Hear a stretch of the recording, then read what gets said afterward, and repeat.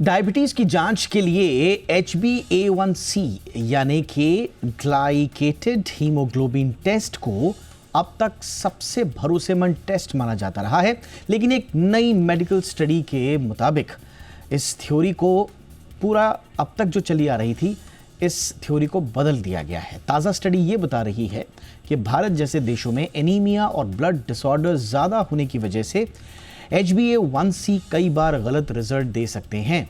इसलिए डॉक्टर साफ कह रहे हैं कि सिर्फ HbA1c पर निर्भर रहना ठीक नहीं है।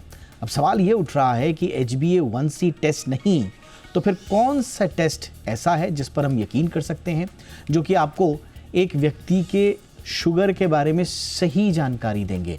क्योंकि HbA1c बहुत ही पॉपुलर टेस्ट था और इसे गाए बगाए हम में से हर कोई एक उम्र के बाद करता ही है, रिकमेंड भी किया जाता है और लोग एक प्रिवेंशन के तौर पर इसको टेस्ट कराते भी हैं, डॉक्टर्स भी टेस्ट लिखते हैं।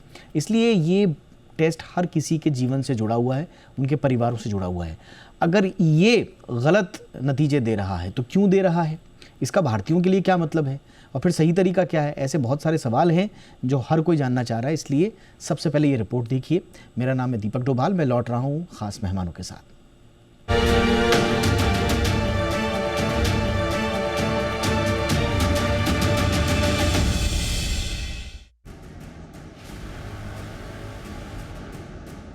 भारत में डायबिटीज की पहचान और निगरानी के लिए सालों से HbA1c टेस्ट को सबसे भरोसेमंद माना जाता रहा है, लेकिन नई स्टडी ने इस जांच पर सवाल खड़े कर दिए हैं। The Lancet regional health south east Asia में छपी ताजा स्टडी के मुताबिक HbA1c टेस्ट हर भारतीय के लिए भरोसेमंद नहीं है, क्योंकि देश में एनीमिया यानी खून की कमी और कई तरीके की जन्मजात समस्याएं बहुत आम हैं। सबसे पहले समझिए HbA1c है क्या। ये टेस्ट पिछले 2 से 3 महीनों की औसत ब्लड शुगर को बताता है। इस टेस्ट में ये देखा जाता है कि खून में मौजूदा हीमोग्लोबिन से कितना ग्लूकोज चिपकी है। इसमें ना फास्टिंग की जरूरत होती है, ना ही कोई खास तैयारी की। इस सुविधा में HbA1c को दुनिया भर में एक तरीके का गोल्ड स्टैंडर्ड बना दिया और इसी वजह से दुनिया में HbA1c के ये कट ऑफ माने जाने लगे। टेस्ट के रिजल्ट की अगर बात करें तो अगर 5.7% से कम है तो नॉर्मल, 5.7% से 6.4% के बीच है तो प्री डायबिटीज और 6.5% से ज्यादा है तो डायबिटीज। लेकिन भारत का मामला अलग है। स्टडी के मुताबिक HbA1c पूरी तरीके से हीमोग्लोबिन के स्तर और रेड ब्लड सेल्स की उम्र पर निर्भर करता है और भारत में ये दोनों चीजें अक्सर सामान्य नहीं होती। रिपोर्ट के मुताबिक आयरन की कमी यानी आयरन डिफिशियंसी, एनीमिया देश के कई हिस्सों में आधी आबादी को प्रभावित करती है। ये HbA1c को ऊंचा दिखा देती है। दूसरी तरफ हीमोग्लोबिनोपैथी और G6PD डिफिशियंसी जैसी स्थिति रेड ब्लड सेल्स की उम्र कम कर देती है। इससे HbA1c कम दिखाई देता है, जबकि शरीर में शुगर बढ़ी हुई होती है। यानी एक ही टेस्ट 2 अलग-अलग रिजल्ट दे सकता है। दोनों ही मामले में खतरा बढ़ जाता है। स्टडी ये बताती है कि G6PD डिफिशियंसी वाले कई पुरुष में केवल HbA1c पर भरोसा करने से 4 साल तक की देरी हो सकती है और इन 4 सालों में न्यूरोपैथी, किडनी की समस्या और आंखों की बीमारी जैसी दिक्कतें चुपचाप बढ़ सकती है। HbA1c पर पूरी तरीके से निर्भरता डायबिटीज की गलत या देर से पहचान का बड़ा कारण बन सकती है। रिपोर्ट में एक और चिंता जताई गई है कि भारत में लैब्स के बीच गुणवत्ता और स्टैंडर्डाइजेशन में भारी अंतर है। इससे HbA1c रिपोर्ट और भी अविश्वसनीय हो जाती है। अब सवाल ये उठता है कि इसका समाधान क्या है और कौन से सेक्टर जरूरी हैं। अब इसे भी समझ लीजिए। स्टडी HbA1c को खारिज नहीं करती, बल्कि टेस्टिंग का तरीका समझदारी से बदलने की सलाह देती है। कम संसाधनों वाले इलाके में ओरल ग्लूकोज टॉलरेंस टेस्ट यानी फास्टिंग और 2 घंटे के बाद की शुगर की जांच और हफ्ते में 2 से 3 बार सेल्फ मॉनिटरिंग को अहम बताया गया है। साथ में बेसिक खून की जांच, हीमोग्लोबिन, ब्लड स्मीयर भी जरूरी है। बड़े अस्पतालों में HbA1c को OGTT के साथ इस्तेमाल करने की सलाह दी गई है। मॉनिटरिंग के लिए कंटिन्यू ग्लूकोज मॉनिटरिंग, फ्रेक्टोसामाइन जैसे मार्कर और जरूरत पड़ने पर आयरन स्टडीज, हीमोग्लोबिन इलेक्ट्रोफोरेसिस और G6PD टेस्ट भी शामिल करने की बात कही गई है। अगर HbA1c आपके ग्लूकोज रीडिंग से मेल नहीं खाता तो आगे जांच की जरूरत है। सिर्फ HbA1c देखकर दवाएं बढ़ाना घटाना सुरक्षित नहीं है, क्योंकि भारत जैसे बड़े देश में एक टेस्ट से सबकी बीमारी पकड़ पाना मुमकिन नहीं। स्टडी कहती है कि मिला जुला टेस्टिंग ही ज्यादा सुरक्षित है, ज्यादा सही है, ज्यादा न्याय संगत तरीका है, क्योंकि डायबिटीज से जंग में सही समय पर सही पहचान ही असली जीत है। ब्यूरो रिपोर्ट, जी मीडिया। हमारे साथ बहुत ही खास मेहमान इस वक्त जुड़ रहे हैं। Doctor Anoop Mishra, chairman C dock Fortis hospital, हमारे साथ जुड़ चुके हैं। और डॉक्टर अनूप मिश्रा इस स्टडी के लीड ऑथर भी हैं, तो हमारे लिए ये बड़े गर्व की बात है कि सर आज हमारे शो पे अपनी खुद स्टडी के लिए हमारे साथ शामिल हो रहे हैं। इस स्टडी के को ऑथर डॉक्टर शशांक जोशी भी हमारे साथ होंगे, हम उनका भी स्वागत करेंगे। डॉक्टर मिश्रा, स्वागत है आपका। हमारे साथ हैं एक और ख़ास मेहमान निधि Sahni ji, MD nutri advice की। निधि जी, बहुत बहुत स्वागत है मैम आपका भी हमारे शो पे। Good evening. सबसे पहले चर्चा की शुरुआत doctor Mishra sir of course आपसे ही। सर, HbA1c टेस्ट भारत में डायबिटीज़ मापने का सबसे आम तरीका माना जाता था, लेकिन क्या वाकई में इस पर यकीन करना अभी संदेह के दायरे में है सर आपकी स्टडी के आने के बाद?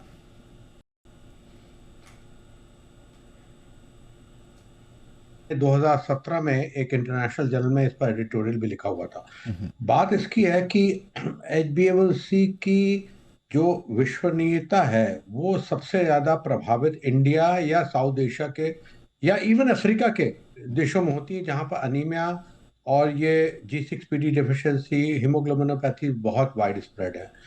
तो इस पर कोई वेस्टर्न कोई कंट्री कोई मेजर रूप से इस पर ना ध्यान देता है और ना इसको प्रैक्टिस करता है, क्योंकि वहां पर एनीमिया बहुत कम है। तो अमेरिका वाले क्यों लिखेंगे और यूके वाले क्यों लिखेंगे?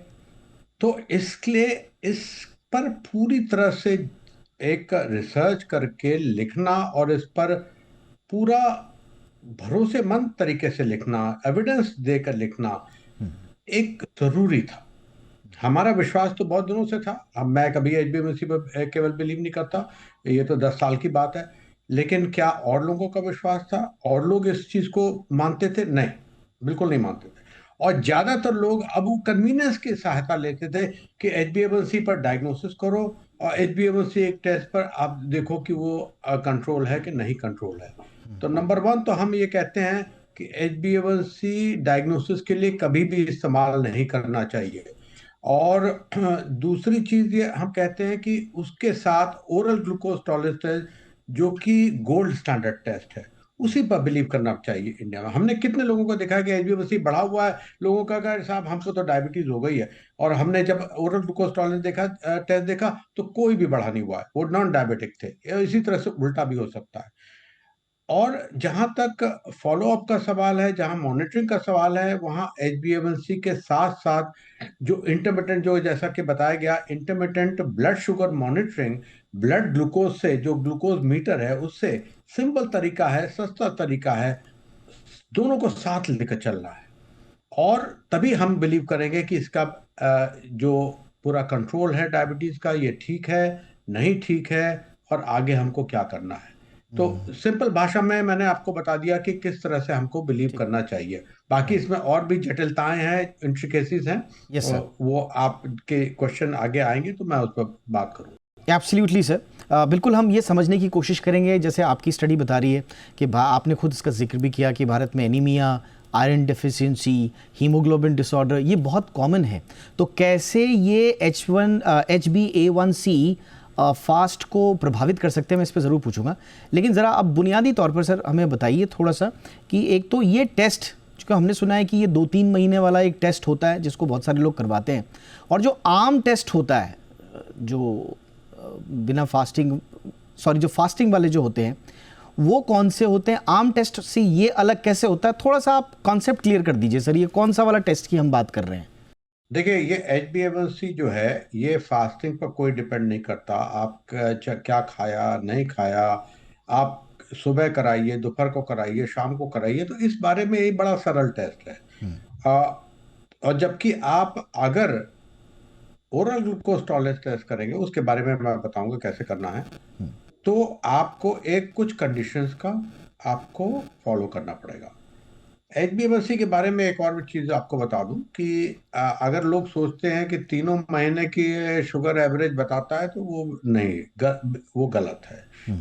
पिछले एक महीने का 50% भाग होता है HbA1c में, तो 30 दिन का 50%, और उसके पहले 60, 70, 80 दिन का करीब 50%।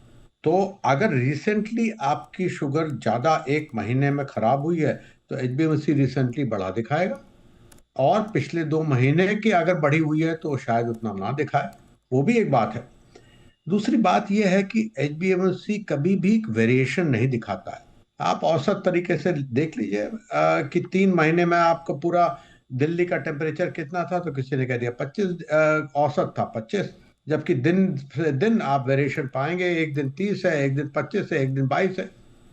तो हमको वेरिएशन जरूर चाहिए होता है, क्योंकि हमको उसी तरह से डाइट का, कि दोपहर को कैसी डाइट रखनी, शाम को कैसी डाइट रखनी, और दवाओं का परिवर्तन वैसे ही करना है, क्योंकि कुछ दवाएं दोपहर को काम करेंगी, कुछ दवाएं शाम को काम करेंगी, कुछ इंसुलिन दोपहर को, शाम को short acting insulin, long acting insulin, बहुत जटिलताएं हैं इसमें। तो ये कहना कि एक सरल तरीके से 3 महीने का एवरेज देकर हम चलेंगे और हम सब ठीक कर देंगे, बिल्कुल गलत बात है।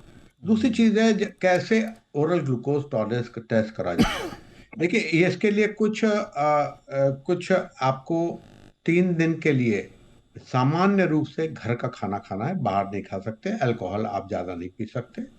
चौथे दिन 8 घंटे का फास्ट रखकर, और सुबह सुबह जो भी टाइम हो, 7 बजे 8 बजे, आपको ब्लड शुगर टेस्ट करानी है। उसके बाद 75 ग्राम ग्लूकोज को करीब 250 ml वाटर, मतलब 1 गिलास वाटर में घोल कर अच्छी तरह से 5 मिनट में पीना है। और जब पहला घूंट लिया जाए उससे 2 घंटे के बाद ब्लड शुगर का टेस्ट एक और करना है। इस दौरान 2 घंटे में आपको भागना दौड़ना नहीं है, ना आपको अल्कोहल पीना, ना सिगरेट पीना है। अगर इस तरीके से ये टेस्ट होता है तो यह 100% एक्यूरेट है, और ये टेस्ट जरूरी है इंडिया के लिए कि हम प्री डायबिटीज, डायबिटीज या जेस्टेशनल डायबिटीज, इसी टेस्ट पर निर्भर करें हम, और कोई टेस्ट पर निर्भर ना करें हम।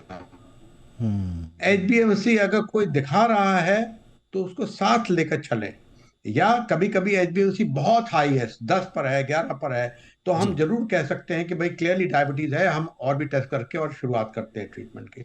लेकिन जब HbA1c लोअर साइड पर है और फिर भी डायबिटीज के वर्ग में आ रहा है, तो इसी टेस्ट पर हमको बिलीव करना। अनफॉर्चुनेटली मैं आपको बता दूं कि मेरे पास जितने लोग आते हैं, हार्डली कोई भी डायग्नोसिस इस टेस्ट से आती है। तो ये जनरल डॉक्टर्स का भी एक तरीका है कि नहीं कराते हैं, और मरीजों को तो जो बताया जाता है वही। और हम हमेशा डायग्नोसिस में सबसे पहले यही टेस्ट होता है। Right sir. तो आई होप मैंने सारी इस चीज Absolutely, sir. Oral glucose tolerance के बारे में क्लियर कर दी। बिल्कुल सर, आपने काफ़ी अच्छे से इसको पूरा कवर कर लिया। हमारे साथ इस स्टडी के को ऑथर डॉक्टर शशांक जोशी भी हैं, जो कि देश के जाने माने स्वास्थ्य विशेषज्ञ भी हैं और लीलावती हॉस्पिटल से जुड़े रहे हैं। बहुत बहुत स्वागत है सर। सर, कितना इम्पॉर्टेंट है सर ये समझना, और ये जो HbA1c टेस्ट को लेकर चिंता जाहिर की गई है इसमें, ये बताइए सर कि कितनी बड़ी पॉपुलेशन आज की डेट में HbA1c पर डिपेंडेंट है, क्योंकि हम देखते हैं कि HbA1c का आपने टेस्ट करा लिया, उसके बाद ये डिक्लेयर कर दिया जाता है कि भाई आप प्री डायबिटिक हैं, डायबिटिक हैं, आपको प्रॉब्लम है नहीं है, और बहुत सारे लोग इस रिपोर्ट पर बहुत ज़्यादा रिलाय करते हैं। तो इस रिपोर्ट के बाद पहले तो सर उसका डिपेंडेंसी का आपके मन में जो डेटा होगा, आपके पास कितने ऐसे लोग आते हैं, आपके आसपास कितने लोग ऐसे देखते हैं आप जो कि HbA1c के आधार पर ये नज़रिया बनाते हैं कि उनकी डायबिटीज़ की जर्नी कैसी रहने वाली है? तो भारतवंश में अभी करीबन 100 मिलियन लोगों को मधुमेह है और 100 मिलियन को प्री डायबिटीज है, यानी मधुमेह का एक स्टेप पहले है। और जो बड़ी कैंपेन है इंटरनेशनल मधुमेह ऑर्गेनाइजेशन की, IDF की, कि हमको 50% लोगों को पता ही नहीं रहता है कि उनको मधुमेह है, और इसके लिए ज्यादा से ज्यादा जो हेल्थ चेकअप की टेस्ट आती है उसमें A1C का प्रयोग किया जाता है, और आधे लोगों को पता ही नहीं रहता है कि उनको कोई हीमोग्लोबिनोपैथी है, उनको कोई मलेरिया होके गया है, उनको कोई G6PD डेफिशिएंसी है। हमारे यहाँ अलग अलग प्रांत है, ट्राइब्स है, अलग अलग लोगों को थैलेसीमिया, सिकल सेल एनीमिया है, हीमोग्लोबिनोपैथीज है, जैसे अनूप जी ने बताया। तो इसमें क्या होता है कि जो A1C की वैल्यू आती है वो एक्यूरेट नहीं आती है, और उसके ऊपर सोल डायग्नोसिस A1C के ऊपर आधारित रहना, ये भारतवंश में और साउथ एशिया में गलत होता है, क्योंकि हमारे यहाँ पे एनीमिया का प्रॉब्लम है और बाकी काफी मसले हैं जिसकी वजह से ये इनएक्यूरेट हो सकता है। तो पूरा लाइफ लॉन्ग कंडीशन मधुमेह है, उसके डायग्नोसिस के लिए सिंपल फास्टिंग यानी खाली पेट की शुगर और 2 घंटे पश्चात की पोस्ट लंच शुगर, ये 2 सिंपल टेस्ट करेंगे। इवन ग्लूकोज टॉलरेंस टेस्ट नहीं किया बट फास्टिंग पीपी किया तो भी उसमें हमको काफी इंफॉर्मेशन मिल जाती है। शुगर टेस्टिंग मशीन पे आपने चेक किया, CGM पे चेक किया तो उसमें मशीन आ जाती है। दूसरा प्रयोग जो A1C का होता है वो मॉनिटरिंग में होता है, जहां पे हमको देखते हैं कि हमको कंट्रोल कितना है शुगर के ऊपर। उसमें भी हम काफी बार सिर्फ A1C के ऊपर रिलाय करते हैं। वहां पे भी हमने self monitoring of blood glucose या कंटिन्यूअस ब्लड ग्लूकोज मॉनिटरिंग किया तो हम नई नई टर्म्स आई है, time in range, time in tight range. इसमें हमको ज्यादा एक्यूरेट एक इंफॉर्मेशन मिलती है कि हमारी शुगर का वेरिएशन कितना है। अक्सर हम ये भी देखते हैं कि हमको मधुमेह है, हमारी 3 महीने की एवरेज शुगर जिसको HbA1c कहा जाता है 7.4 है, लेकिन एक जन को कॉम्प्लिकेशन है, दूसरे मरीज को कॉम्प्लिकेशन नहीं है, क्योंकि एक जिनको 7.2 है उनका काफी वेरिएबिलिटी होता है, दूसरे में वेरिएबिलिटी नहीं होता है। तो इसलिए मधुमेह के जांच के डायग्नोसिस में या मॉनिटरिंग में A1C एक अनिवार्य भाग है, लेकिन सोल क्राइटेरिया नहीं हो सकता है। उसके साथ हमको बाकी मेथड्स जो सस्ती है, इजीली अवेलेबल और एक्सेसिबल है, उनका प्रयोग करना पर्टिकुलरली हमारे प्रांतों में बहुत जरूरी है, क्योंकि ये वेस्टर्नाइज कॉन्सेप्ट है। वहां पे लोग फास्टिंग नहीं आते हैं, पोस्ट लंच शुगर बिल्कुल नहीं करते वेस्टर्न कंट्रीज में, ये गलत बात है। इसलिए अनूप जी ने, हमने, शंभो जी ने ऐसे तय किया था नवल जी के साथ कि एक इसका व्यू पॉइंट लैंडसेट में जारी किया जाए कि हमारे प्रांत में, हमारे भारतवंश में जो पूरे दुनिया की सबसे बड़ी कंट्री है, वहां पे blind use of A1C for diagnosis या मॉनिटरिंग नहीं करना चाहिए, और बाकी सब मुद्दे रखने चाहिए मरीजों को भी और डॉक्टरों को भी। एब्सोल्युटली, ये बहुत इंपॉर्टेंट इसलिए है क्योंकि HbA1c को देख के, क्योंकि मैंने जैसे बताया बहुत पॉपुलर है और उसी के आधार पर लोग ये अपना एक व्यू पॉइंट बना लेते हैं कि उन्हें डायबिटीज़ है नहीं है। एक छोटे से ब्रेक पर मुझे जाना है, लेकिन क्विकली मैं निधि जी से पूछूंगा। निधि जी, अब तक हम देखते थे कि HbA1c में 5.7 से आया तो वो नॉर्मल हो गया, प्री डायबिटीज़ हो गया, 6.5 डायबिटीज़। ये धारणा के बाद लोग फटाफट से अपना खाने पीने का हिसाब किताब भी बदल देते थे, कई बार डॉक्टर्स की सलाह से, कई बार खुद ब खुद। तो ये रिपोर्ट आने के बाद कितना इम्पॉर्टेंट होगा ऐसे लोगों को समझना कि डायबिटीज़ के मैनेजमेंट के लिए डाइट भी अब आपको ऑथेंटिक टेस्ट के बाद ही करनी है। देखिए सर, डाइट जो है वो इक्वली इम्पोर्टेंट है, चाहे आपको डायबिटीज है चाहे नहीं है। मेडिकल हेल्प लेना इज इक्वली इम्पोर्टेंट, उससे ज्यादा अपने लाइफस्टाइल को मॉनिटर करना इम्पोर्टेंट है। अगर हम बात करें आजकल खान पान जो है, वो जो हमारा फेवरेट खाना पानी है वो ही हमारा दुश्मन बन गया है और डायबिटीज का कारण है। Easily accessible of packet food या फिर बाहर का खाना जो ना ही एक हमारी डायबिटीज कंट्री बना रहा है, साथ ही लोगों की हेल्थ को भी हैम्पर कर रहा है। अगर हम बात करें तो हमें रूट कॉज क्या है आपके HbA1c बढ़ने का, उसके ऊपर देखना है। सबसे पहले हम इसको ठीक कर सकते हैं अपने लाइफस्टाइल को चेंज करके। लाइफस्टाइल को चेंज करने के 3 अप्रोच होते हैं। फर्स्ट इज न्यूट्रिशनल अप्रोच, जिसमें हम अपने खाने पीने को ठीक करना, हमें सैचुरेटेड फैट नहीं लेना है, जिसमें हमारा मिल्क एंड मिल्क प्रोडक्ट्स आते हैं, रेड मीट आता है, घी, बटर आता है, जो शुगर को बाइंड करता है। साथ ही फाइबर ज्यादा इंक्लूड करना है, क्योंकि फाइबर जो है वो शुगर को कट डाउन करता है। करेक्ट। कार्बोहाइड्रेट्स को दुश्मन नहीं समझना है। अगर आप चावल और आटा खा रहे हो, एब्सोल्युटली साथ में मैम। फाइबर ऐड करेंगे तो उसका ग्लाइसेमिक इंडेक्स लो हो जाता है, वो शुगर को नहीं बढ़ाता है। साथ ही प्रोटीन डाइट में ऐड एब्सोल्युटली करना मैम। है। ये आप में बहुत इंपॉर्टेंट बता रहे हैं कि उसको प्रिवेंट कैसे किया जाए। मैं एक ब्रेक के लिए रुक रहा हूँ, ब्रेक के बाद हम मैम से भी पूछेंगे कि एक बार आपका प्रॉपर व्यू पॉइंट अगर बन गया या टेस्ट को लेकर आप इतने कॉन्फिडेंट हो गए कि हाँ मेरे को नॉर्मल है, प्री डायबिटिक हूँ मैं या डायबिटिक हूँ, तो उसके बाद आगे की जर्नी डिसाइड करने के लिए डाइट प्लान कितना इंपॉर्टेंट हो जाएगा, मैं इस पर भी बात करूंगा। एक छोटे से ब्रेक के लिए रुकते हैं, क्विकली लौटते हैं, हमारे मेहमान हमारे साथ बने हुए हैं।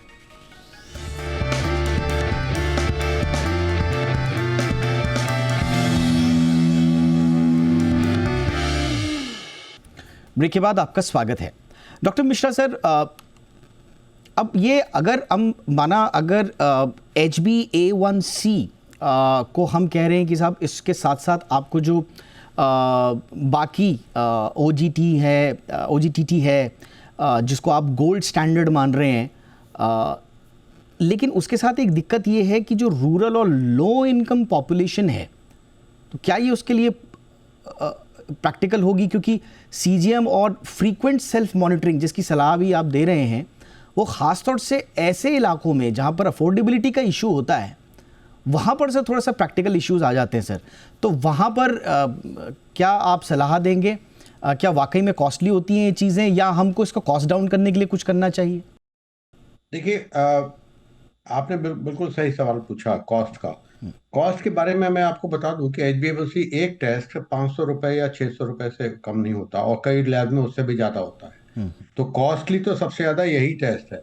और अगर आप कहें कि self monitoring of blood glucose जो कि ग्लूकोज मीटर से करा जाता है, तो उसमें कोई ऐसा थोड़ी ना है कि रोज ही हमको 4 बार टेस्ट करना है। हम हफ्ते में एक टेस्ट कर ले तो उसमें जो स्ट्रिप्स होती है 10-15 रुपए की, और glucose meter one time investment है, और वो भी 1000 से 1500 पर आता है।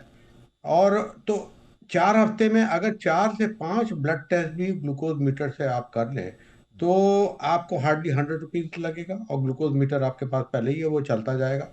तो एक्चुअली आपका खर्चा HbA1c कराने से कम है ये, और आपकी रिलायबिलिटी ज़्यादा है। स्पेशली रूरल एरिया में आपने बात करी, जहाँ की अंडर नरिश्ड पॉपुलेशन है, जहाँ पर अनीमिया वाइड स्प्रेड है, और हमारी रिपोर्ट में हमने बिल्कुल क्लियरली डिटेल किया हुआ है कि up to 68% of the people in some areas are anaemic, specially women. तो आप ये समझिए कि 2/3 लोगों को अगर अनीमिया है, तो आप सबका गलत टेस्ट 500 रुपए वो करा कर बेचारे लोग, आपका पैसा भी बर्बाद हो रहा है उनका, और हमको बिल्कुल क्लियर आइडिया भी नहीं लग रहा है। तो इन्हीं लोगों की जरूरत है, इन्हीं लोगों में जरूरत है हमको self monitoring of blood glucose, इन्हीं लोगों में हमको ग्लूकोज मीटर के टेस्ट की जरूरत है। हमको CGMS की जरूरत नहीं है सर, क्योंकि CGMS कॉस्टली होता है और मुश्किल होता है, उसके लिए स्मार्टफोन की जरूरत होती है वगैरह। तो सबसे सस्ता, सबसे टिकाऊ, सबसे पुराना रास्ता self monitoring of blood glucose, depending की फ्रीक्वेंसी आपकी कितनी है उस पर आप डिपेंड करेगा खर्चा कितना है, तो हम उस पर फ्रीक्वेंसी बिल्कुल कम कर देते हैं, और जो लोग अर्बन वाले हैं जो अफोर्ड कर सकते हैं उनमें फ्रीक्वेंसी हम ज़्यादा कर। Right sir. इसी में सर एक आता है डॉक्टर शशांक जोशी सर कि self monitoring of blood glucose, जिसे FSM-BG या CGM कंटिन्यूस ग्लूकोज मॉनिटरिंग हम कहते हैं, उसमें सर फिर लोग ना कुछ डिवाइसेस भी ले आते हैं, जिसको कई बार डॉक्टर्स भी कहते हैं कि ये डिवाइसेस आपको सही पिक्चर नहीं देंगे, तो वो दिन रात सुबह शाम डिवाइसेस से उसको चेक करना, वो आ रहा है नहीं आ रहा। कई बार हमने सुना है कि डॉक्टर्स कहते हैं कि भाई ये सही अप्रोच नहीं है, पता चला कि आप थोड़े से स्ट्रेस में आ गए, उसी वजह से आपका ग्लूकोज लेवल बढ़ गया हो। तो क्या ये एक इशू आ सकता है सर इसमें, अगर हम लार्जर पिक्चर में देखें? तो दीपक जी, आपका जो क्वेश्चन है ना, ये एक बहुत कॉमन क्वेश्चन है। आजकल कोई भी नई जब गैजेट आती है तो हम उसको एडिक्ट हो जाते हैं, और आपको पता है कि हमने आपके कार्यक्रम में ये भी बताया कि डिजिटल डिटॉक्स और डिजिटल एडिक्शन से हमको दूर रहना चाहिए। तो SMBG का जो एडिक्शन होता है उसमें काफी तनाव भी बढ़ता है, क्योंकि हमने अभी शादी में गए और हमने जलेबी खाई और शुगर हमारी 400 हो गई, तो हमको पता चलता है कि उसके ऊपर एक कोर्स करेक्शन करने की जरूरत है। तो दो मसले हैं इसमें, एक तो डायग्नोसिस के लिए और दूसरा है फॉलोअप के लिए। तो जब डायग्नोसिस के लिए हम फास्टिंग शुगर और 2 घंटे के बाद की जब शुगर करते हैं तो ये 2 ही टेस्ट होते हैं, बार बार करने की जरूरत नहीं होती है। फॉलोअप में यदि आप इंसुलिन ले रहे हो या आपकी सपोज गर्भवती स्त्री हो तो उनको बार बार शुगर चेक करना जरूरी है। लेकिन जैसे अनूप मिश्रा सर ने एकदम करेक्टली बताया कि यहाँ पे जो फ्रीक्वेंसी ऑफ टेस्टिंग है मॉनिटरिंग के लिए वो काफी कम बार करनी पड़ती है और एसएमबीजी की टेस्ट काफी सस्ती होती है। अभी जो मॉडर्न ग्लूकोज मीटर्स है वो प्रिसाइज और एक्यूरेट है, वो प्लाज्मा कैलिब्रेटेड है, इसके वजह से उसकी रीजनेबल एक्यूरेसी से हम नियंत्रण कर सकते हैं। मेरे पास क्योंकि वक्त की कमी है तो मैं सम अप कर रहा हूं सर। कुल मिला के अगर आप सेल्फ मॉनिटरिंग और ब्लड ग्लूकोज कर रहे हैं या कंटिन्यूस ग्लूकोज मॉनिटरिंग पे जा रहे हैं, जो भी आप डिवाइस ले रहे हैं, एक बार इसके बारे में भी अपने डॉक्टर से बातचीत कर लें। लेकिन ये कंटिन्यूस मॉनिटरिंग जरूरी है और ज़्यादा ऑथेंटिक है, बजाय कि जो HbA1c जो टेस्ट है आपका, ये स्टडी सजेस्ट कर रही है, तो डॉक्टर से कंसल्ट जरूर करें। बहुत क्विकली जाते जाते, क्योंकि मैम ने 3 मंत्र देने की बात कही थी, एक ही सुन पाए थे हम, 2 और बता दीजिए मैम। डाइटरी इंटरवेंशन के बाद 2 और कौन सी बात थी जो हमको ध्यान में रखनी है क्विकली? डाइटरी के बाद हमारे को मूवमेंट करने की बहुत जरूरत है। कई लोग खाना खा के लेट जाते हैं या बैठ जाते हैं, तो कोशिश करिए कि खाना खाने के बाद 10 से 15 मिनट की वॉक इंक्लूड करें। हफ्ते में 2 या 3 बार रेजिस्टेंस ट्रेनिंग करें। रेजिस्टेंट ट्रेनिंग का मतलब ये नहीं होता कि आपको जिम जाना है, आप रेजिस्टेंट बैंड लेके भी 30 to 40 मिनट्स घर पे हफ्ते में 3 बार उस ट्रेनिंग को कर सकते हैं। साथ ही आप कोशिश करें कि अच्छी नींद लें, क्योंकि नींद अच्छी आने से बॉडी की हीलिंग सिस्टम जो है वो अच्छा हो जाता है, बॉडी हील फास्ट करती है। साथ ही स्ट्रेस रिलीज होता है। जो कोर्टिसोल अगर बढ़ जाए, स्ट्रेस हार्मोन्स अगर बढ़ जाए तो भी वो डायरेक्टली शुगर को बढ़ाते हैं। तो कोशिश करिए। साथ ही हम कोई सप्लीमेंट्स ऐड कर सकते हैं, लाइक मैग्नीशियम ग्लाइसाइनेट और बर्बरीन। ये हमारी इंसुलिन सेंसिटिविटी को इम्प्रूव करता है और शुगर को कंट्रोल करने में हेल्प करता है। Absolutely. और जैसे हमने बात करी कि iron deficiency is directly proportional to sugar levels, तो अनीमिया को ठीक करेंगे तो कई बार क्या होता है, शुगर लेवल कंट्रोल में आ जाते हैं बिना डायबिटिक की मेडिसिन लिए। कोशिश करिए आयरन रिच फूड अपनी डाइट में इंक्लूड करें। एब्सोल्युटली। तो कुल मिला के बॉटम लाइन ये है कि anaemia, iron deficiency, haemoglobin disorder जो कि बहुत सारे हैं, इनकी मौजूदगी के बीच में अगर भारत में HbA1c टेस्ट हो रहा है तो वो टेस्ट हमेशा सही आएगा, ये स्टडी साफ साफ तौर पर नकारती है। साउथ इंडिया स्टडीज़ में हुई है, पुणे स्टडीज़ में हुई है, काफ़ी वृहद इसका पूरा का पूरा परिप्रेक्ष्य है, इसलिए बहुत इंपॉर्टेंट ये स्टडी है। हम बधाई देते हैं हमारे दोनों मेहमानों को कि इन्होंने स्टडी को सामने रखा और एक सही पिक्चर लोगों के सामने रखने की कोशिश की। बहुत बहुत बधाई डॉक्टर मिश्रा सर, और बहुत बहुत शुक्रिया वक्त निकाला। बहुत बहुत बधाई आपको भी देंगे को author doctor Shashank Joshi sir को, और थैंक यू करेंगे निधि साहनी मैम को अपना अमूल्य वक्त निकालने के लिए। Thank you so much. Show में इतना ही, इजाज़त दीजिए, नमस्कार।